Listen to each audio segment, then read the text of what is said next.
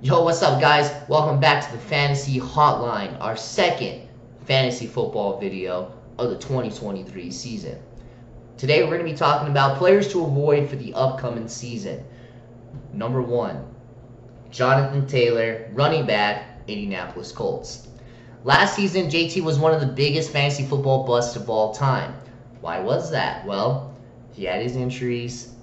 He had Matt Ryan towards the end of his career, and he simply just wasn't as productive as he could have been, right?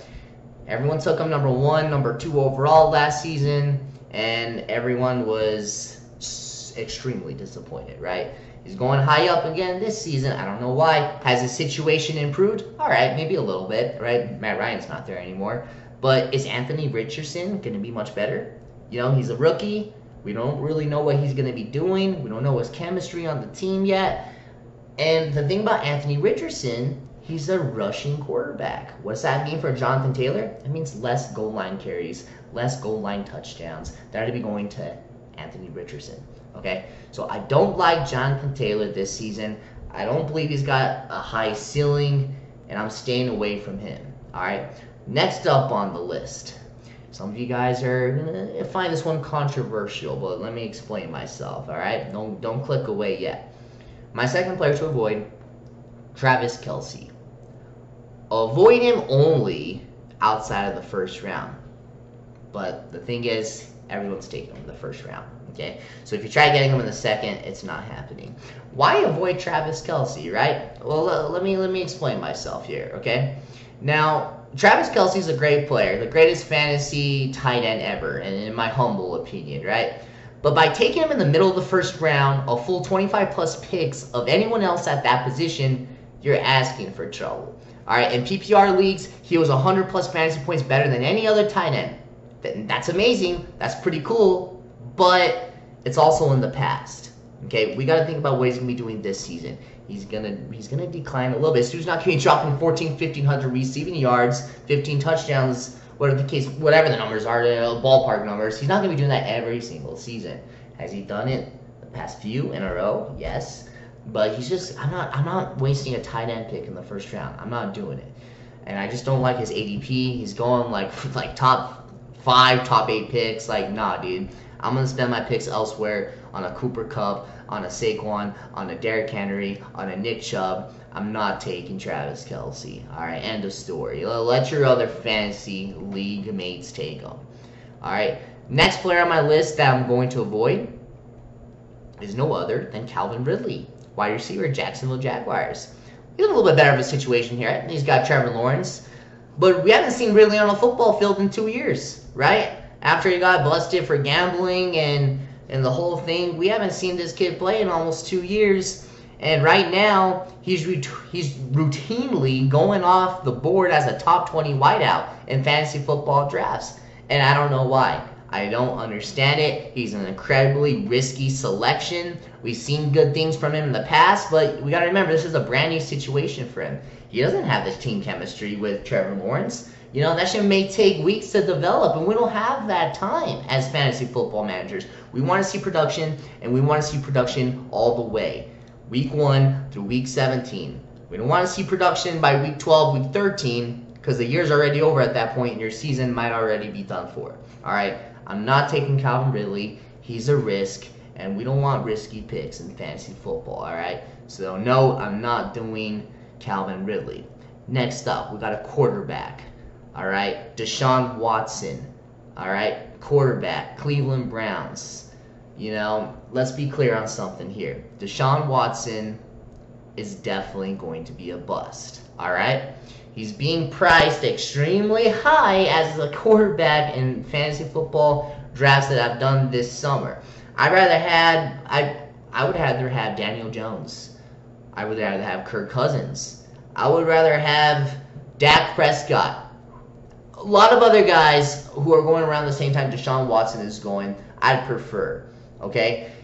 Now, he's been away for 2 seasons. Yeah, he played a bit last season, but, like, not much. I think it's entirely possible that Watson just isn't good anymore. I really do. And I'm not sure if his ADP is taking that enough into account. So DeShaun Watson, he's got the rushing capability, or let's say he had he had the rushing capabilities, which was great for fantasy football, but I don't think he is very good anymore. I'm going to be honest, and I'm not taking him. I'd rather take a handful of other dudes than DeShaun Watson, so I'm not taking him. All right, moving on. DJ Moore, wide receiver, Chicago Bears, right? Now, DJ Moore had some good seasons there with the Carolina Panthers, right? He's on a new team now. He's on a new quarterback. Justin Fields had a pretty good season last year. His team just sucked, right? But DJ Moore, what I don't understand is how he's going in the 4th round. Even with a massive target share exceeding 25%, looking at the numbers, the Bears just don't throw the ball enough to support DJ Moore. All right, Justin Fields is like a running back out there. And I know there's a projected increase in passing volume heading into the season, but I can't see how DJ Moore finishes any higher than a fantasy wide receiver 3. All right, the talent's there, but in this offense, it would have to radically change for DJ Moore to turn into a fantasy productive week-to-week kind of a guy. All right, maybe every now and then you could throw him into your flex position. Definitely not a dude I'm throwing in as my wide receiver 2, though. Absolutely not. All right, my final player on this list, and there's a lot of players here I'd like to talk about. I want to try to keep it under 10 minutes if I can. Devonte Adams. What? Yeah, Devonte Adams, wide receiver, Las Vegas Raiders. Looking at Devonte Adams, right, he's been at the top of fantasy rankings for years now due to his significant opportunity. Since the 2021 season, Adams has been targeted 10.6 times per game on average, which is the second highest mark of 69 qualified wide receivers.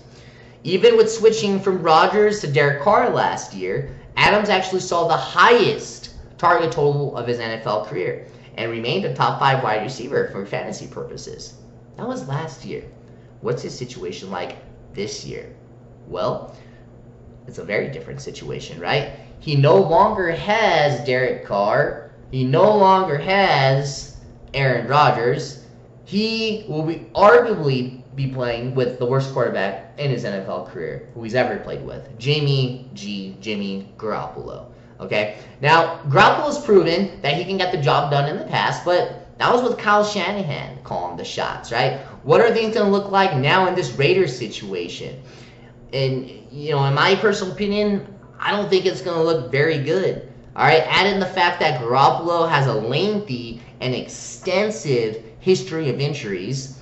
We can easily see Adams catching passes from Brian Hoyer for a good chunk of the season. Do you want Brian Hoyer to be the man in charge of Devonte Adams' production? I don't, and I'm sure you probably don't either, okay? Also, add in the other pass catchers that were brought into the offseason, and there's just a ton of risks surrounding Devonte Adams and his fantasy stock heading into the season. He's one of the best wideouts in the entire league, but that talent, a lot of that is going to depend on who's throwing them the ball, right? And we don't need to take that risk, especially not in the first 2 rounds of our fantasy football draft. I'm not taking Devonte Adams. I'll take other dudes who are going about the same value picks as him in that 2nd round. Some people are even taking the 1st round.